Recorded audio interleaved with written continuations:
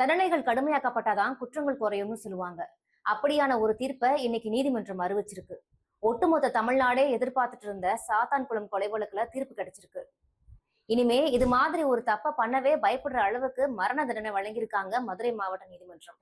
சாத்தான்குளம் கொலை வழக்கு கடந்த 2020ஆம் ஆண்டு கொரோனா ஊரடங்கின் போது விதிகளை மீறி கடையை திறந்து வச்சிருந்ததா கூறி ஜூன் 19ஆம் தேதி பெனிக்ஸ் மற்றும் அவரது தந்தை ஜெயராஜை விசாரணைக்காக போலீஸ் அழைச்சிட்டு போனாங்க. காவல் நிலையத்துல இருவரும் கொடூரமா தாக்கப்பட்டு ஜூன் 22 மற்றும் 23 ஆகிய தேதிகள்ல இருவரும் அடுத்தடுத்து உயிரிழந்துட்டாங்க. இந்த வழக்குல தொடர்புடைய 10 போலீஸ்காரங்க கைது செய்யப்பட்டாங்க.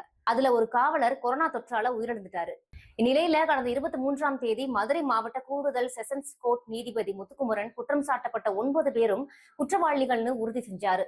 இன்னைக்கு குற்றம் சாட்டப்பட்ட 9 காவலர்களுக்கும் மரண தண்டனையும் இன்ஸ்பெக்டர் ஸ்ரீதருக்கு 15 லட்சம் ரூபாய் அபராதமும் விதிச்சு தீர்ப்பு வழங்கியிருக்காரு மதுரை மாவட்ட நீதிமன்ற நீதிபதி முத்துக்குமரன்.